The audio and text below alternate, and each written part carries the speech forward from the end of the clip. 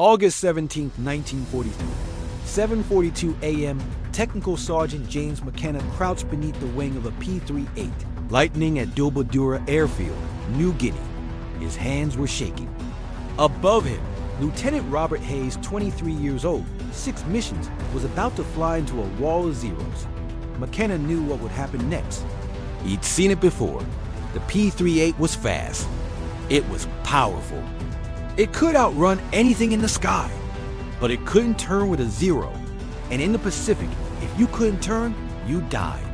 The problem was simple, mechanical, almost invisible, 3/8 of an inch.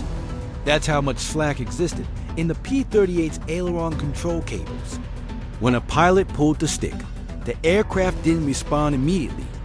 There was a delay a fraction of a second where the cable stretched, absorbed the input, then finally translated it to the control surfaces. At high altitude, diving fast, it was manageable. But in a dogfight, at low speed, that delay was a death sentence. Pilots called it mushy. Engineers called it acceptable tolerance. Training manuals said the cable tension was within specifications. McKenna called it murder. He'd been maintaining P-38s for 8 months. He'd watched young pilots climb into pristine aircraft and return in shredded wreckage, if they returned at all. He'd written letters home to mothers. He'd tagged body bags. The Japanese Zero could turn inside a P-38 in half the time. It was lighter, more agile, designed for the brutal knife fights of close combat. American doctrine was clear. Never dogfight a Zero. Dive, shoot, climb away.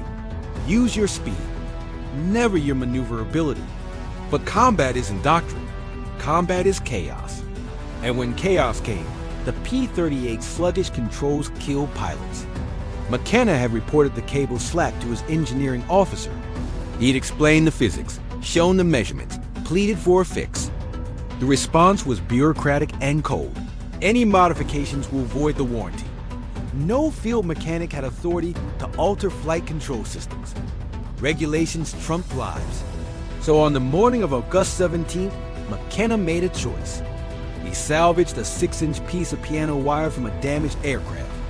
He bent it into a Z-shape, and in 8 minutes working alone, without authorization, knowing he could face court-martial, he installed it as a cable tensioner on Hayes' P-38. The slack disappeared. The controls tightened. The aircraft, for the first time, could respond the way it was meant to. Hayes never knew. He climbed into the cockpit, ran through his pre-flight checks, and taxied toward death. 8:14 a.m., 13,000 feet. Hayes' flight intercepted 18 zeros. The sun was behind him. Perfect position. He dove, built speed, locked onto a target. He pulled the trigger.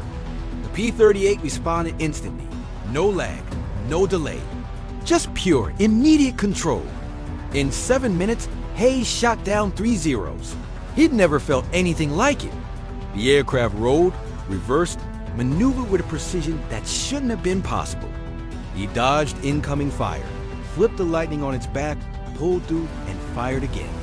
3 kills, 7 minutes, from a pilot with 6 missions. When Hayes landed, he was euphoric and confused. Captain Frank Mitchell had been watching from above. He'd seen Hayes fly like an ace maneuvers that defied everything a P-38 was supposed to do. Mitchell cornered McKenna in the maintenance area. "What did you do to that aircraft?"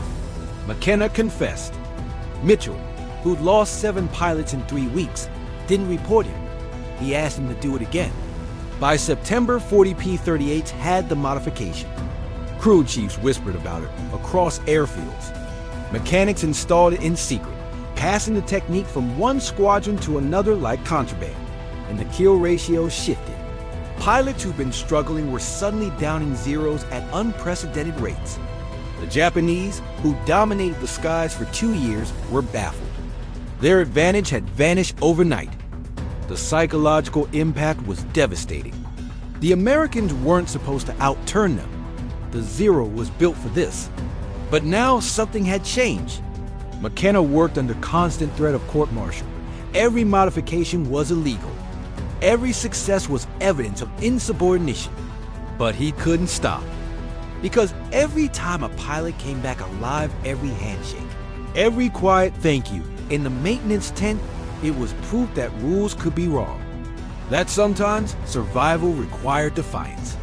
By 1944, Lockheed quietly integrated a version of McKenna's modification into the P-38J model. They called it Improved Aileron Cable Responsiveness. Engineers took the credit.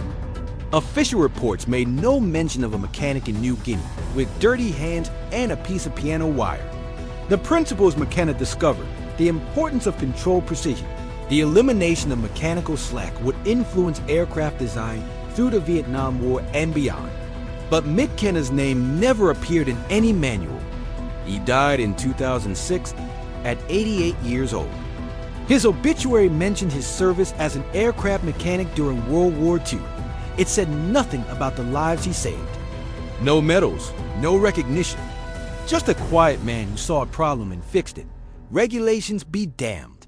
Back to August 17, 1943, 7:42 a.m. McKenna stood beneath that wing, watching Hayes taxi away. He didn't know if the modification would work. He didn't know if he'd just sent a man to his death in a compromised aircraft. All he knew was that doing nothing following the rules, except intolerance, was its own kind of failure. Sometimes, a 6-inch piece of wire, held by the right hands at the right moment, can change the course of history. Not because it's complex, but because someone refused to accept that good enough was ever good enough when lives were at stake.